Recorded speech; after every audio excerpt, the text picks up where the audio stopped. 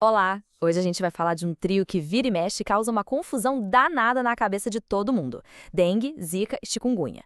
Elas parecem muito, né? Mas olha, as diferenças são cruciais. A ideia aqui é justamente essa: desvendar esse mistério e entender o que é o que, de um jeito bem claro.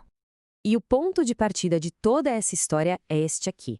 Um único mosquito, o famoso Aedes aegypti, é quem carrega e espalha esses três vírus. A gente chama eles de arbovírus, que é basicamente um nome técnico para vírus que são transmitidos por insetos, sabe? Então, tudo começa com esse pequeno notável. Bom, esse aqui é o nosso mapa da conversa. Primeiro, vamos conhecer melhor esse inimigo em comum. Depois, a gente compara as três doenças, mergulha fundo nos sintomas para saber diferenciar uma da outra, entende quais são os riscos mais sérios e, claro, termina com o mais importante, como se prevenir. Ok, vamos lá. Para a gente entender as doenças, primeiro a gente precisa entender quem está por trás de tudo. Quem é o grande vilão dessa história? O que torna o Aedes aegypti tão perigoso é que ele é basicamente um especialista em viver entre nós, nas cidades. Ele adora o ambiente urbano. E o pior, ele não precisa de muito para se reproduzir, não. Qualquer coisinha com água limpa e parada já vira um berçário.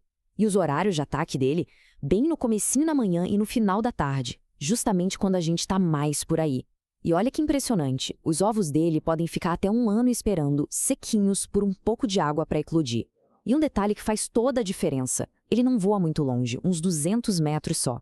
Ou seja, na maioria das vezes, o mosquito que pica a gente nasceu ali mesmo, no nosso quintal ou na casa do vizinho.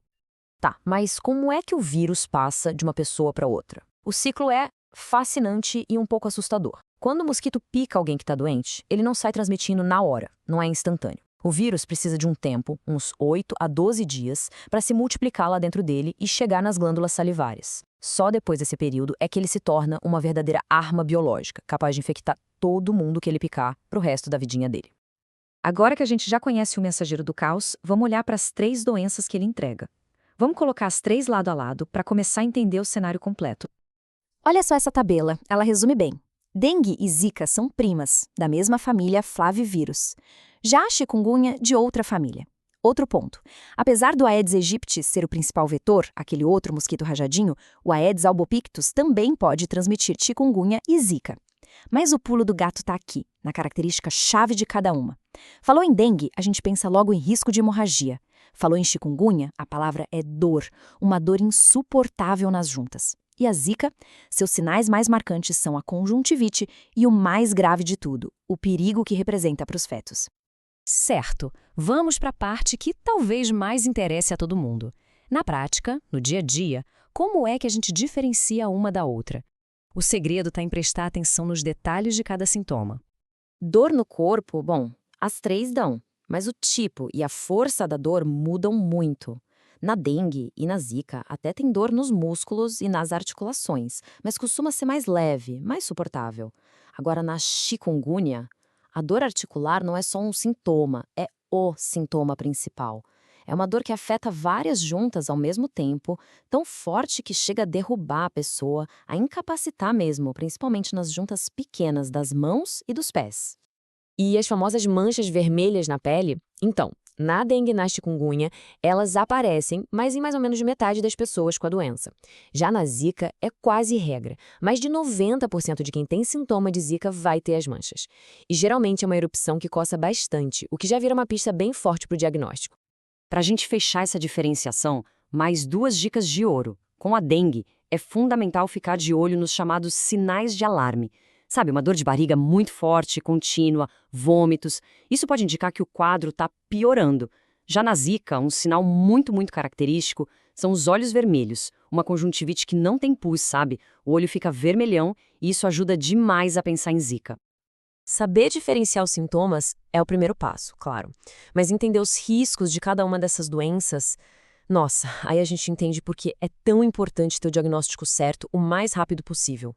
A dengue grave é uma corrida contra o tempo. O que acontece é que os vasos sanguíneos ficam, digamos, vazando. O plasma, a parte líquida do sangue, escapa. Isso faz a pressão cair perigosamente, junta líquido nos pulmões, na barriga e pode levar a sangramentos muito graves e até a falência dos órgãos. É uma emergência médica. Com a zika, o maior de todos os riscos é para as grávidas. Se a mulher pega a Zika durante a gestação, o vírus pode causar a microcefalia no bebê. É uma condição terrível, em que o cérebro não se desenvolve como deveria, a cabeça nasce bem menor que o normal e, infelizmente, quase sempre resulta em problemas neurológicos muito sérios para o resto da vida. A chikungunya também pode deixar marcas para sempre. Para algumas pessoas, aquela dor terrível nas juntas não vai embora quando a doença acaba. Ela se torna crônica. Uma inflamação que pode durar meses, às vezes anos, e que pode até deformar as articulações de um jeito parecido com artrite reumatoide. É algo que muda completamente a vida de uma pessoa. E tem mais um risco sério da Zika, só que agora nos adultos, a síndrome de Guillain-Barré. Apesar de ser rara, o risco é real. A estimativa é de mais ou menos 2,5 casos a cada 10 mil infecções. É uma condição em que o próprio sistema imunológico da pessoa começa a atacar os nervos. Bem complicado. Depois de ver tudo isso, as diferenças, os sintomas, os riscos, a conclusão é uma só, né? A melhor forma de lutar contra essas 3 doenças é atacar a causa de tudo, o mosquito. Então, a pergunta é: o que a gente faz? As ações são até simples, mas precisam ser constantes. A regra número 1, a mais importante de todas, é não dar chance para água parada. Vasinho de planta, calha, pneu velho, garrafa, qualquer coisa pode virar um criadouro. Além disso, tampar bem as caixas d'água e se proteger com repelente e telas nas janelas ajuda a completar a defesa.